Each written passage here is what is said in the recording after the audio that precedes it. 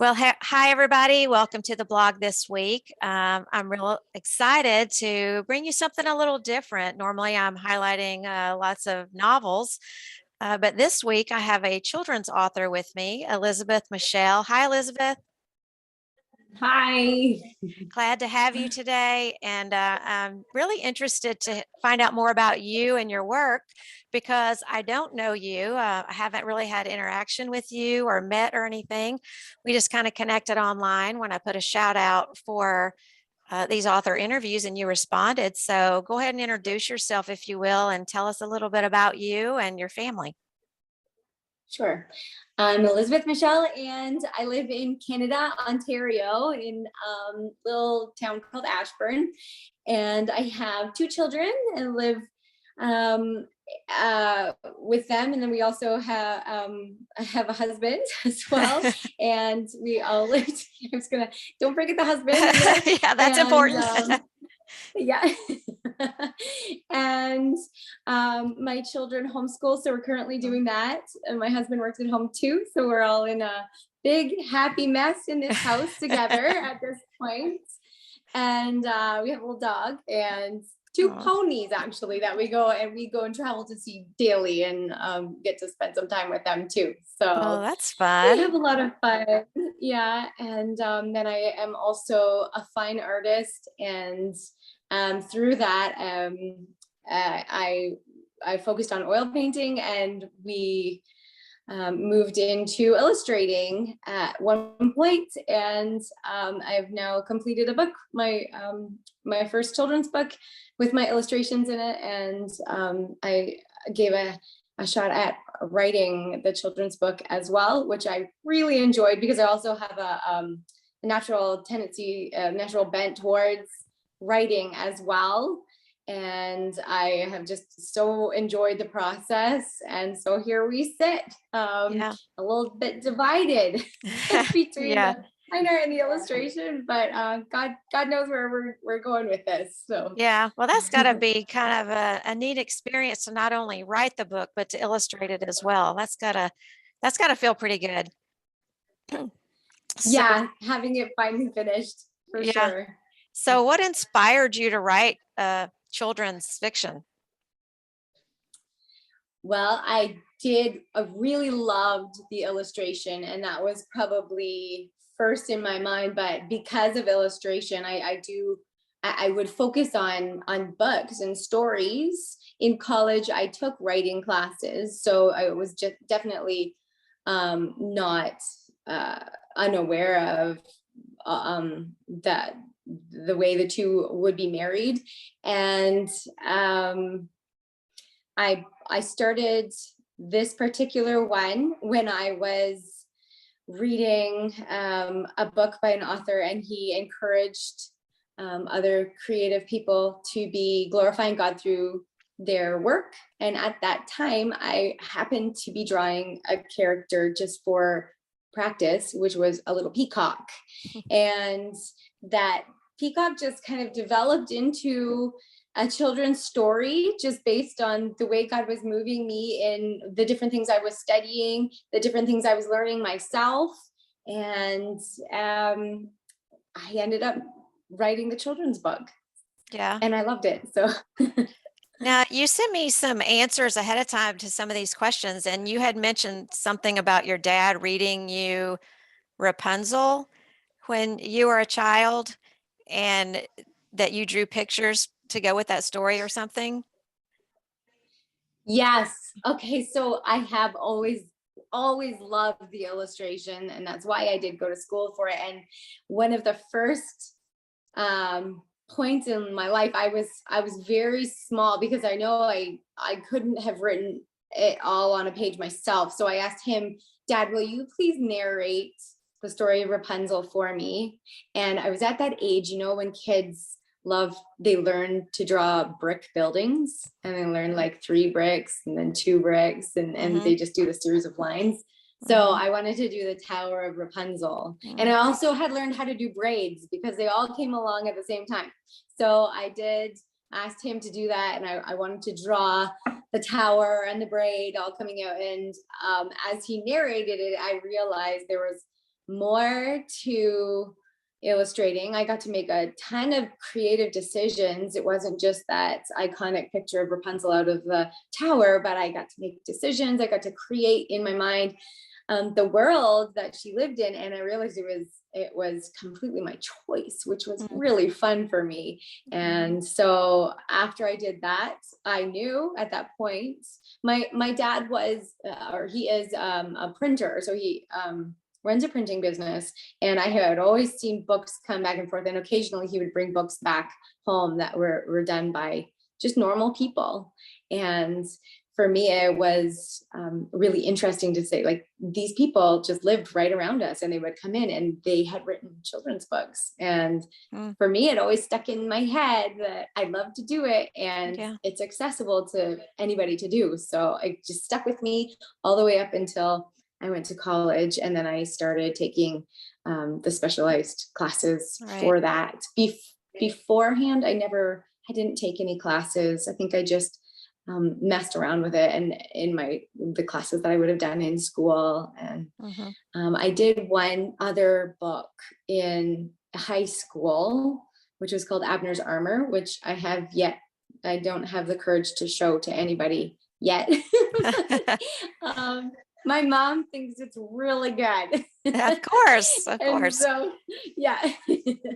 So I knew what went into it. So there was the small child me, then there was the high school me who had done a full book, and then kept on until I got to college. And so this would be my second full book, if you want to be picky about Yeah. it. So about how old were you when you said you knew from that point that this was what you wanted to do when you did the Rapunzel drawing? About what age were you? I was 6. Wow. So yeah.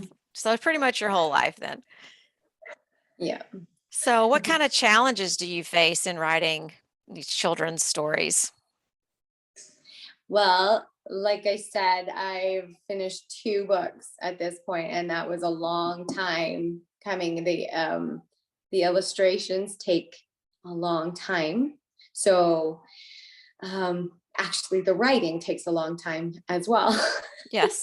So it's very labor intensive, as enjoyable as it is. Mhm. Um, I think I'm naturally inclined to be a visionary, so I can visualize the story. I can write down an awesome little outline. I can do the storyboards, but then sitting down to actually complete that Yeah. is a challenge. And different times of life will probably afford me Sure. more time to do more of that, but that is definitely for me a challenge right now. Yeah, well, that kind of leads into my next question about balance. And, speaking of time, and, you mentioned homeschooling your children and your husband being home, working from home, and I'm sure that brings challenges in itself. So, how do you balance your family and this, writing life that you have begun here? So I had started this book, Honk, A Tale of Praise, about 9 years ago, 8 or 9 years ago, before my first daughter was born. And um, I had even gone to the point where I submitted the manuscript for a competition and had won a prize, and they encouraged me to continue on with that. But then when my daughter was born, I knew that I wanted to throw all that I had at that point into being a new mom, and not throwing all that I had into my book. So it did sit for a long time. And at times I wondered if I would ever pick it up again, if I would finish it even. And then just recently, my husband, so the manuscript was finished. It was the illustrations that I really had to finish. And my husband, um, for Christmas, bought me something called a Wacom tablet, which is a portable screen that I can do the digital drawings on. And up until that point, I had only been able to sit in front of my computer and do it. But this one, I could I could carry wherever I went. So if we were at grandma's pool or something like that, I could be sitting there and doing that. My kids both know how to swim very well at this point. So there were a few life hurdles, milestones that I waited for my children to get to. And also having that little piece of technology was very helpful, and really was really beneficial in me finishing up this Yeah. this book. Yeah, that's got to be a total game changer to go from having to sit at home in front of your computer to being able to take that everywhere you go. Yeah. Yeah, that's awesome. So tell me a little bit about what you like to read. Who's your favorite fiction author or your favorite novel? Let's talk about that for a minute. I'm a diehard nostalgic. So if you were to ask me, there's a couple. Well, Lucy Montgomery would be my fave. So the whole series I read when I was younger, and it just always sticks with me as the ideal for me. I loved reading her. And there was also one I cannot remember. Maybe I can't remember the name of the author, but I read again. It was one where someone traveled back in time, and it was called The Root Cellar. Mm, I should have looked up the title of the author, yeah. but it was a young adult. It was a young adult book. But those ones that I read when I was young adult just stuck with Yeah. me. Just the different experiences that I experienced through reading a novel Hmm. at that age was really when I really had no other life experiences. For some reason, they really were formative to me, and just they enchanted me. So Yeah. those would Yeah. be my two that I love. Awesome. So you mentioned you've written two books. Are they inspired in any way by personal history or events that you know of personally? Not so much the first one, which was Abner's Armor, which was it was more of a school project, but this one, Honk, would have been definitely inspired because I was coming out of art college, and I was surrounded by creative people, and I realized that when you're putting your artwork out there, or your writing, or your music, whatever it is, there is vulnerability involved. And along with vulnerability, because you put yourself out there, then there comes a slew of emotions and feelings. And so I was a little bit aware that I had that. And then we moved into, when we got married, being my husband was the worship leader, and I sang with him regularly.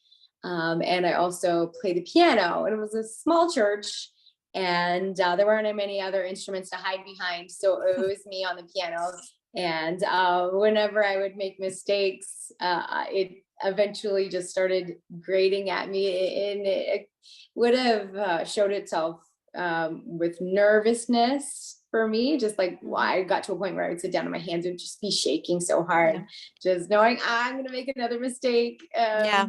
And so it was getting in the way of my worship, even. So that was something that made me, that it was going on in my life at the same time that I was reading the book that was talking about how he used the quote, "Man's chief end is to glorify God by enjoying him Mm. forever." And he made a good argument that the regular catechism says man's chief end is glorify God and enjoy him forever. He said it could be also taken another way, by enjoying him forever. And I guess when I stop to think, am I enjoying God? And is that why my worship is, or is that what my worship is looking like? And I had to stand back and wonder if all the nervousness and the perfectionism that was coming in as I was making myself vulnerable, was more focused on myself and idolizing my performance, and not so much focused on worshiping God because I've had an experience and I enjoy God and I love him for what he has done for me in saving me and salvation. Wow. That's good stuff right there. Good lessons. So, and that experience is incorporated into your book, Honk. Is that Mhm. tell us a little bit about the book and what it's about. Sure. It's here it is right here. I've got a cover of it Oh, right there. So this I little love guy, it. thanks. That little guy's named Fuzzbee, and he's a little peacock. And they're in the Garden of Eden. They have very little experience in the world, and they get invited to sing for God. And he's nervous about singing for God because he doesn't know if God will like his voice. Because peacocks, they don't have a songbird voice; they have a honk, which is the name of the book, Mhm. Honk. So to me it sounds like a bicycle horn, like the black rubber thing you Mhm. squeeze. So that's what he was nervous about. And in the end, he's nervous through the whole way, and he's looking for someone who's going to help him to make his voice sound better. But in the end, when God comes and stands before them, there's one page that says God was so beautiful and so wonderful that they opened wide their beaks, and then there's a page flip and they honk. So I don't know if some young children would wonder if he actually is going to have a beautiful voice, but in the end he does honk anyway. And crowds of other birds come in and they think it's amazing and beautiful, and Fuzzy doesn't really care at this point, but he does kind of wonder what on earth they're saying is beautiful and amazing. And then in the end they realize that their tails have fanned out, Nice. and because they're worshiping God, and it was the fruit. This is what I would like the message to come across. The fruit of experiencing God is in that is their tails fanning out. So it's a Mhm. children's book, but hopefully they get that message, and Right. shows that we're all also that we're unique in our worship as well. Good. So you have a message for the children, but I'm sure in writing this story that God had a message for you. Did God teach you anything through writing the story? Yes. Mhm. Well, just um, when it comes to worshiping, there's a lot of things. Not be worried about the people around me. Um, Mhm. not be worried about just the way I sound. And then in my art work as well, that is actually also a form of worship, because everything that we do, whether we're creative or not creative, those things should be um, reflections of God. They should be sent back to God as a form of worship. Just our everyday lives are a form of worship to God. So Amen. Amen. definitely less focus on self and more focus on God. And that comes from meeting with him daily, Mhm. meeting with him and knowing the truths of the Bible. It's not just a feel good experience, Mhm. which is not something I could really get well across in my book. But now that I have the chance to be on a platform, that is what I want to get that across, that comes from knowing him and being a child of promise and knowing what his word says to us. And that's Absolutely. where experience comes from. Yeah, agree 100%. Right there with you. So, moving forward, how can readers and fans support you? Well, it would be wonderful to meet up with them on my Instagram. That's where I am showing most of my work at this point. And it is Elizabeth Michel _ artist author. That's my Instagram handle. And my website is www.elizabethmichel-authorartist.com. So those two, supporting me and just sharing my book is always so helpful. Mhm. And word of mouth is also something that I really think is so helpful for artists Yes. or And for writers. do you have a newsletter that people can subscribe to keep up with your work? Yes, I do. If you go onto my website, immediately there will be a little box that pops up and it will show you how to get attached to the newsletter. That sounds good. So, any last words you have for people who are watching? Think I already said the last thing I was gonna say. I have it written down here. Okay. Last words. Everything we do in life is a form of praise when it's done for the Lord, and don't think that it's reserved just for people who are being creative or people who are up on the stage at church that are singing. Or it's not. Every single aspect of our lives can be a form of praise to the Lord. Absolutely. Absolutely. He gives us all our unique gifts and talents, and it's pleasing to him when we use those for his glory, right? That's right. Well, I'm also excited that you're offering a copy of your book to one person who comments on this interview. So if you're watching today or whenever you're watching, you'll have an opportunity to win this book. And I know we all have children in our lives that we'd love to bless with a story like this to point them to Christ. So thank you for doing that. Thank you. Well, it's Yeah, been a you're welcome. pleasure. It's been a pleasure meeting you and getting to know you a little bit. And I see your heart for the Lord coming through and what you're saying. And I have no doubt that it comes through in your story too. So I'm looking forward to it. And I think I'll snag a copy of that for my granddaughter and pass that on to Mhm. her. Oh, that's wonderful. Thank you so much, Dina. All I right. appreciate it. Well, I wish you the best as you continue to put the word out there about your book, and hopefully this interview will be shared on some different platforms, and you'll gain some followers and some readers, and just continue to spread the message of God and His love and how we can best serve Him and worship Him.